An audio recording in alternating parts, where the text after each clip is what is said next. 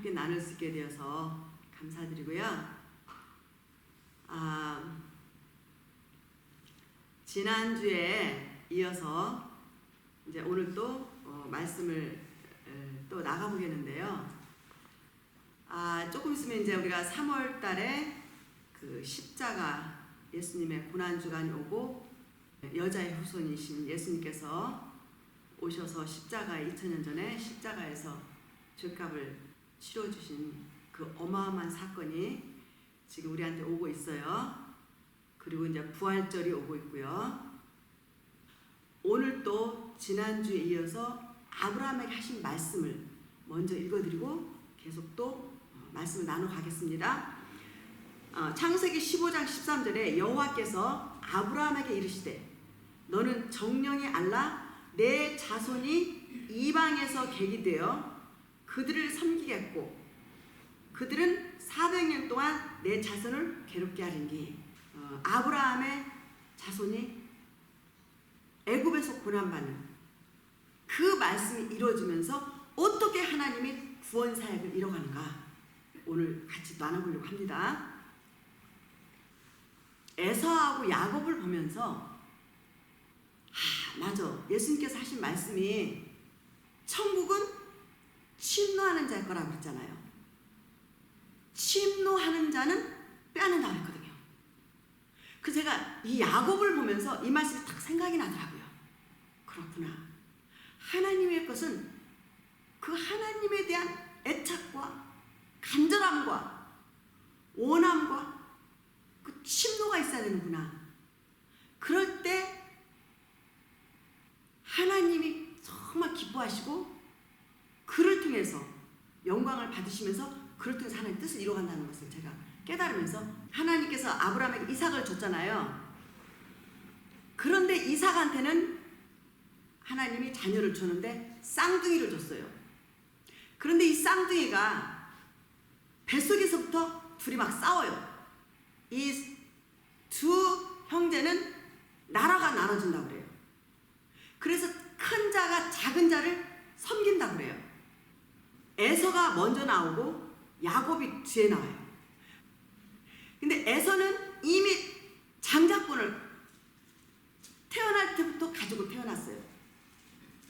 야곱은 에서가 장자권을 가졌기 때문에 야곱한테는 장자권이 주어지지가 않았어요. 그런데 에서는 그 장자권에 대한 소중한 것 귀하게 생각을 안 해요. 그리고 에서는 막 사냥터에서 사냥하고 육신적인 욕망이 굉장히 강한 사람이고 야곱은 장자권을 받질 않았는데 영적인 욕심이 굉장히 많은 사람이었어요. 그래서 야곱이 에서 거 장자권을 지금 예수님이 말씀한 대로 하면 침노하는 거예요. 막 쟁탈하는 거예요. 그것을 뺏어야 되겠는 거예요. 그런데 에서는 이 장자권을 어마어마한 축복권인 것을 몰라요. 그래서 사냥하고 집으로 왔을 때 배가 너무 고프니까 야곱이 그 틈을 타서 형한테 내가 팥죽을 줄 테니까 형 그 장자권 나한테 팔어. 에서가 뭐라고 줄 아세요? 내가 지금 배고파 죽겠는데 장자권이 나한테 무슨 놈은 그렇게 유익이 되냐? 장자권보다는 팥죽이 더 지금 급한 거예요. 육신적이고. 내가 지금 배고파 죽겠는데 장자권이 나한테 뭐 그렇게 유익해? 장자권 우선 당장 배부르게 안 해주잖아요. 그러니까 에서가 배고플 때 그 틈을 안 놓치고 에서한테 딜을 하는 거지. 형 배고프지? 내가 이 팥죽을 줄 테니까 형한테 가진 그 장자권 나한테 팔어. 에서가 오케이 너 가져. 팥죽 나한테 줘. 이게 어마어마한 사건이 벌어져요. 에서는 하나님의 것을 우습게 여겨버린 거야. 마치 천국을 우습게 여기는 거랑 똑같은 거죠. 하나님이 주시는 이터널 라이프, 영생을 우습게 여기는 거랑 똑같은 거예요. 오늘날에 우리 지금 신자들을 말한다면 그런 거죠. 그래서 우선 육신적인 거.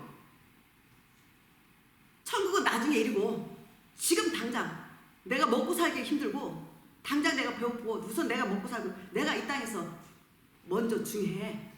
오프코스 다 중요하지만 그러나 이 여러분의 생각 자체가 무엇을 중요하게 여기고 사느냐 그 마인드가 중요한 거거든요. 에서는 육신적인 게 중요한 거고 하나님 것을 행겨쳐버린 거예요. 그 나중에 히브리서가 보면 그가 그 장자권을 야곱한테 뺏기고 나서 막 회개하고 막 애통하고 막 통곡하고 대성통곡을 하면서 다시 돌려받으려 해도 이제 끝난 거예요. 안 되는 거예요. 그래서 야곱이 장자권을 가져버렸죠. 작은 자가 장자권을 가졌죠. 그리고 이삭을 통해서 그 장자권한테 받는 축복권을 다 받아버려요. 그리고 나서 나중에 에서가 이제 그걸 받으려니까 없어. 에서한테 줄 게 하나도 없어요. 그러므로 나눠져 버린 거예요. 작은 자와 큰 자의 모든 삶이 딱 갈라져 버리고 나눠져 버렸어요. 자, 이게 이제 하나님께서 지금 창세기 15장 13절에서 말씀하신 이제 그 사건이 이제 점차적으로 이루어져가는 때가 온 거예요. 아담이 범죄 선악과를 따먹고 나서 이후부터 여자의 후손을 창세기 3장 15절에서 딱 선포하시고 나서 영생을 주기로 작정을 하시고 구원상을 이루어가는데 사람을 쓰시잖아요. 아브라함을 통해서 이삭을 낳고 이삭을 통해서 야곱을 통해서 이제 12자녀를 탄생케 해요. 주셔요.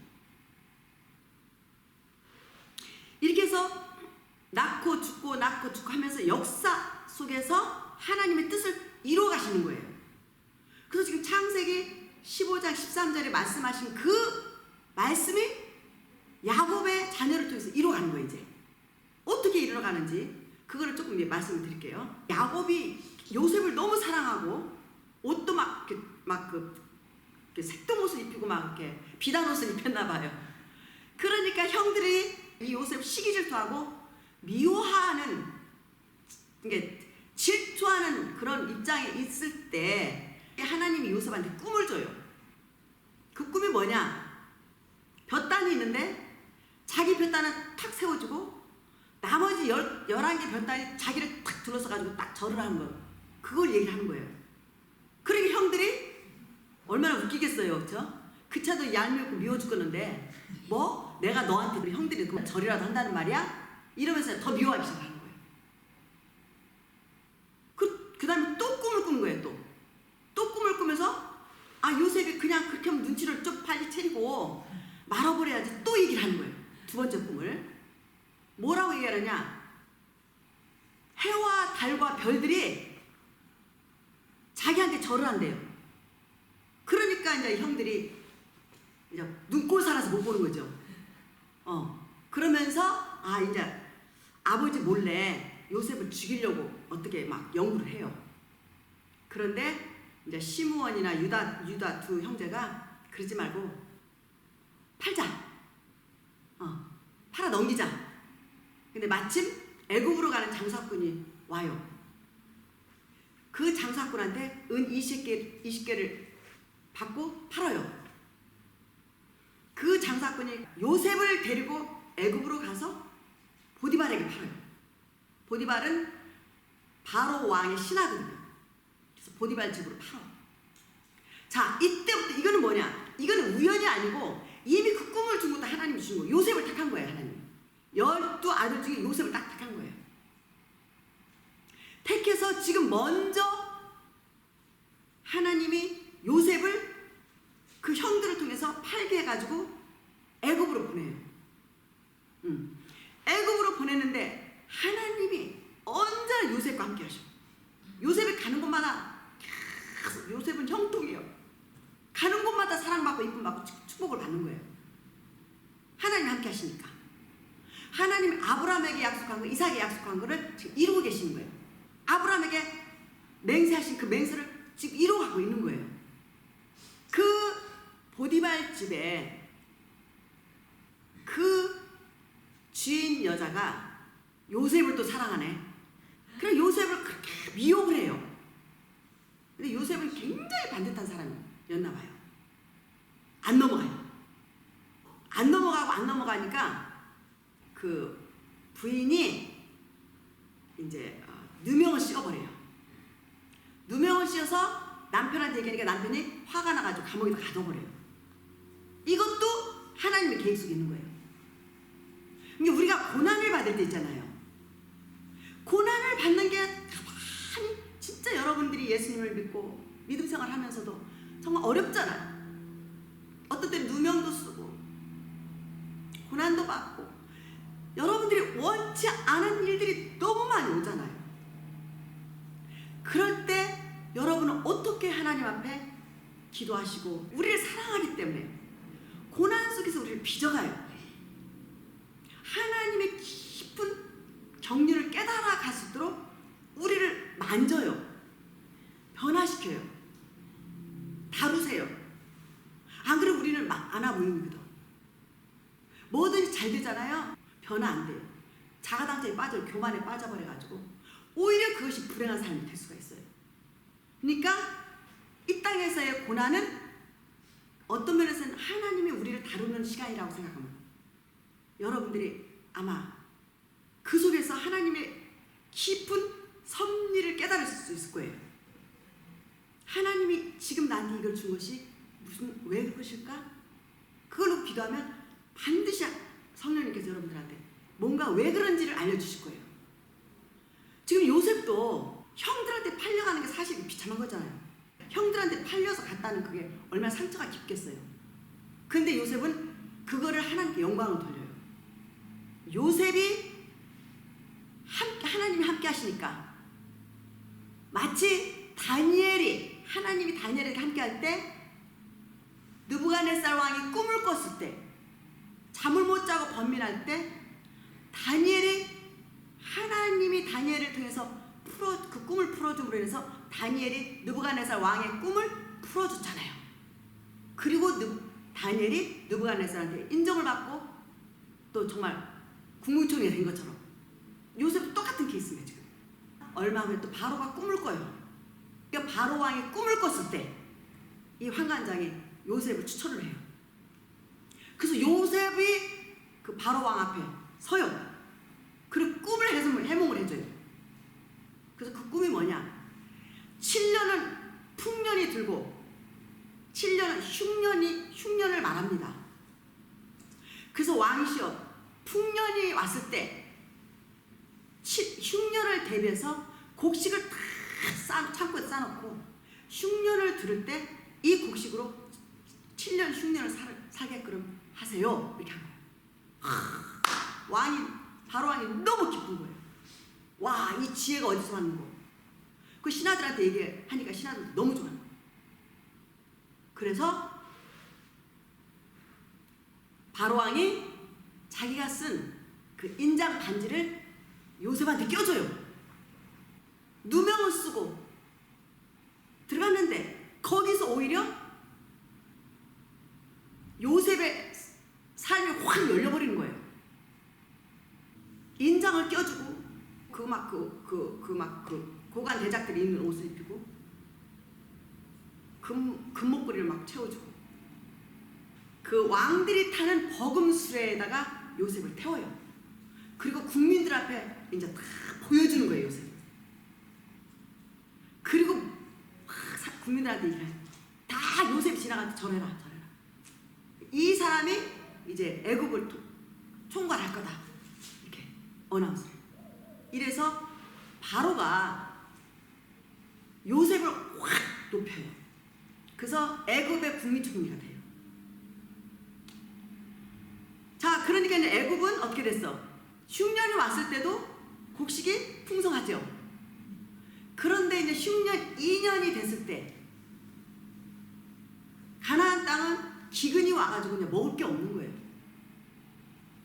이렇게 해서 하나님께서 먼저 요셉을 애굽 땅으로 보내서 하나님이 그를 높여서 국민총리가 되게 하고 이 권세가 어마어마하잖아요. 바로 다음이었으니까. 손을 달 사람이 하나도 없죠. 그러는데 가나안 땅에 야곱의 지금 식솔들은 굶어 죽게 생겼어요. 하나님께서 계획이죠. 그래서 야곱의 식솔들이 애굽에 곡식이 많다는 소리를 듣고 야곱이 10자녀를 보내요. 10자녀를 보내서 왔는데 그 형제들은 요셉이 누군지를 못 알아봐요. 티네저 때 팔려왔으니까. 지금 한 30대 정도? 그 정도 됐으니까. 못 알아봐. 근데 요셉 금방 알아보는 거예요, 형들. 그 얼마나 기가 막혔겠어요. 얼마나 가슴이 아팠겠어요. 근데 내색을 하지 않고 이제 거기서 온 식구가 다 오도록, 아버지까지 올 수 있도록 이제 요셉이 지혜롭게 이제 형들한테 이렇게 딜을 하죠. 요셉하고 베냐민은 정말 자기 핏줄이잖아요. 그래서 베냐민을 이렇게 데려오게끔 하고, 그리고 나서 또 아버지를 데리고 오게끔 해요. 야곱의 자손 70명이 이제 애굽으로 와요. 그래서 요셉이 통해서 그 야곱의 자녀들이 이제 애굽으로 오지요. 하나님께서 여자의 후손을 통해서 구원을 이루시기 위해서, 하나님의 뜻을 이루시기 위해서, 하나님의 계획을 성취시키기 위해서 지금 아브라함의 자손들을 통해서 계속 하나님의 계획을 이뤄가고 있는 거예요. 그렇게 해서 창세기 15장 13절에 미리 하나님께서 알려주신 그 일이 드디어 애굽에서 일어나기 시작을 하는 거예요. 그리고 나서 요셉이 이제 가족들을 다 데리고 와서 고센 땅에 그들이 안착하면서 바로 왕이 막 엄청나게 막 배려를 하고 좋은 땅을 주고 막 그래서 잘 살고 있었는데, 그 바로 왕이 죽고 이제 왕이 다 바뀌었죠. 요셉도 죽고 야곱도 죽고, 그 자손들이 지금 400년 동안 하나님이 말씀하는 대로 고난을 받아요. 노예 생활을 하는 거예요. 기가 막히잖아요. 이렇게 하나님이 영원부터 영원까지 그냥 다 아세요. 다 everything. 이 역사도 하나님의 주관 속에서 가고 있어요. 완전 이 세상도 다 우리의 각자의 삶도. 그래서 여러분들이 어려울 때, 힘들 때 기도 깊이 하면서 예수님께 한번 여쭤보세요. 이 고난이 나에게 어떤 것을 주시기 위해서 이 고난이 있는지 깊이 기도하다 보면요, 딱 깨닫게 돼요. 그럼 그 안에서 하나님이 하신 일을 깨달으면 어떤 상황에서 감사가 나오죠. 그러므로 모든 환경을 감사로 이겨낼 수가 있는 거예요. 그래서 결국은 요셉은 나중에 이제 자기를 밝혀요. 그 형들 앞에서. 형들이 나를 여기에 팔아 넘긴 것은 하나님의 뜻이었습니다. 인류를 살리기 위해서 하나님이 먼저 나를 애굽에 보낸 것입니다. 형들이여, 나 요셉입니다. 나를 팔므로 인해서 두려워하지도 말고 겁내지 마세요. 이는 하나님이 계획이었고 하나님이 나를 애굽에다 먼저 보낸 것 뿐입니다. 이건 하나님이 하신 일입니다. 이렇게 해서 형들을 안심을 시키고 형들한테 자기를 밝히면서 끌어안고 이제 그때부터 막 서로 엉엉 울고 막 난리가 났죠. 형들이 또 얼마나 놀랬겠어요. 그 자기가 팔은 요셉이 그렇게 어마어마한 자리에 있을 줄 꿈에도 생각 못했을 거 아니에요. 하나님이 지금 우리를 어떻게 인도해 가는지 우리는 몰라. 그러나 하루하루 주님이, 예수님이, 하나님이 인도하시는 대로 기도하시면서 말씀 읽으면서 주님을 경외하고 정말 천국을 침노하면서 하나님의 말씀을 침노하면서 하루하루를 진실하게, 겸손하게, 경외신앙으로 살아가 보면 하나님 다 풀어주세요. 삶 속에서 인도를 하시고. 이렇게 해서 왕이 바뀌면서 이제 다 조상들은 죽고 그 후손들이 400년 동안 그 애굽에서 핍박을 받고 정말 노예로 살았잖아요. 그리고 모세를 이제 그때 택해가지고 모세도 또 하나님께서 미리 바로의 궁에 공주, 바로의 딸 공주한테 바구니다 해가지고 물에다 띄워서 바로 공주 앞에 이 아기가 가게 해요. 그래서 바로 공주가 그 아기를 보고 아들로 삼죠. 그래서 바로 궁에서 이 모세가 자라게 하여. 그리고 나중에 이스라엘 백성들을 끌어낼 때 이제 모세를 통해서 애굽에 있는 그 이스라엘 백성들을 끌어내야 되는 거예요. 끌어낼 때 10가지 재앙 중에 9가지 재앙을 내렸을 때는 바로가 끔찍을 안 했죠. 말만 하고 다시 마음을 바뀌어주고, 말만 하고 다시 마음을 바뀌고, 그건 하나님의 허락이 그렇게 하게 한 거예요. 왜냐하면 10가지 재앙이 중요해요. 이 10가지 재앙까지 가야 되는 거예요. 출애굽기 12장 5절에 말씀 읽어드릴게요. 1년 된 수컷으로 흠없는 수양이나 염소의 피로 문 좌우 설주와 임방에 바르고 그 밤에 그 고기를 불에 구워 무교봉과 쓴나물과 함께 먹고, 그리고 너희들은 다 그 안에 들어가 있어. 자, 이스라엘 백성이 이 안에 들어갈 때 어떤 조건이 없었어요. 누구를 막론하고 거기 안에 막 살인자도 있을 것이고 도둑놈도 있을 것이고 뭐 별 사람 다 있을 거예요. 무조건 다 들어가라. 이게 이스라엘 백성들한테 이제 앞으로 너희들이 죄를 용서받는 방법을 이제 이렇게 알려주는 거예요. 피로. 피를 바르면 그 피를 보고 넘어간다 했어요. 넘어가. 안 죽여, 그 안에 있는 사람들. 이스라엘 백성들은 머리털 하나도 상치 않게 하나도 죽음을 당하지 않아요. 뭐 때문에? 그 피 때문에. 그 피는 예표예요. 그림자예요. 예수님이 오시기까지 하나의 어린 양의 상징으로 그 피를, 양을 잡아서 대신에 예수님 오실 때까지만 그 피를 사용해서 죄를 임시적으로 용서를 받는 길을 가르쳐 준 거예요. 그래서 하나님이 이 유월절을 이제 이스라엘 백성들한테 알려줘야 되는 거예요. 이걸 정해야 되는 거예요. 그래서 그 피로 너희들의 모든 죄가 넘어가. 어떤 누구도 그 피를 임방에 바른 사람들 하나님이 죽이질 않아. 그래서 이스라엘 백성들은 하나도 죽임을 당하지 않고 애굽 전체가 초상이 나버린 거예요. 전무후무한 일이 터진 거예요. 집집마다 그 장자를 다 죽였으니까. 그리고 나니까 바로 왕이 모세하고 아론을 불러요.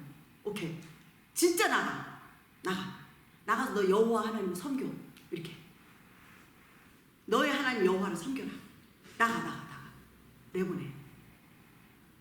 다 잃어버리고 내보내요.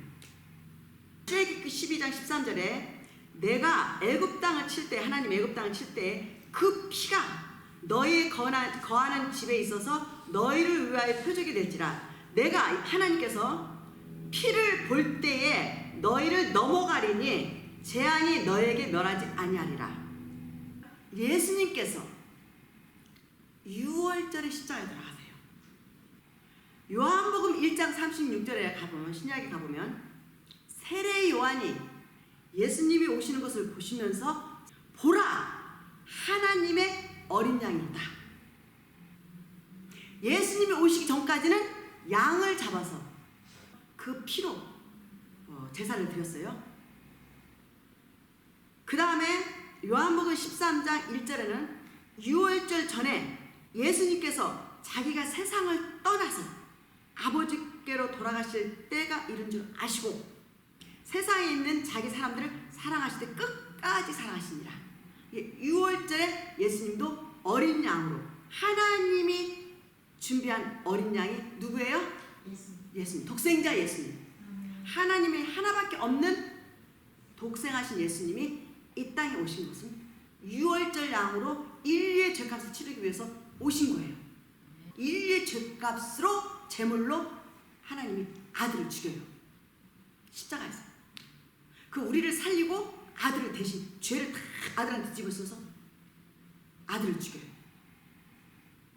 그래서 우리를 구원을 시키는 거예요. 이 십자가가 안에는 비밀이 어마어마해요.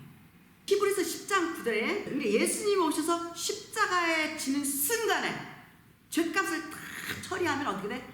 지금까지 율법으로 유월절을 지켜왔던 그 첫 제사는 이제 없어지는 거예요.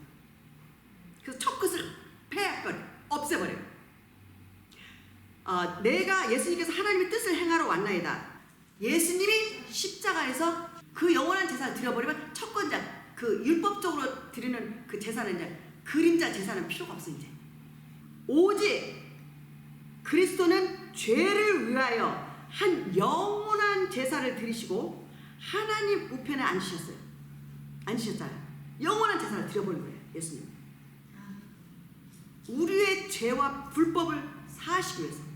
그래서 예수님을 믿으면 어떻게 돼? 죄를 사하셨기 때문에 죄가 해결돼서 구원을 받았다. 이렇게 되는 거예요. 이제 요거는 좀 더 깊이 이제 고난주간에 십자가를 향해서 갈게요. 창세기 3장 15절에서 하나님이 여자의 후손을 선포하셨잖아요. 그 여자의 후손이 오셔야 되는데 그 여자의 후손이 오시기 위해서 하나님이 아브라함을 택하시고 이스라엘 나라를 건국해요. 야곱의 자손을 통해서. 그래서 하나님의 뜻을 성취해 나가시는 거예요. 지금. 하나님의 타이밍, 하나님의 시간에 하나님의 뜻을 하나씩 이루어가는, 성취해 나가는 그런 말씀을 오늘 나눴습니다. 그래서 오늘 여기까지 하고 다음 주에 또 우리 만나 뵙겠습니다. 오늘 이 자리를 허락하시고 이렇게 저의 입을 통해서 주님의 귀한 말씀을 전해주신 우리 성삼위 하나님께 영광을 올려드립니다.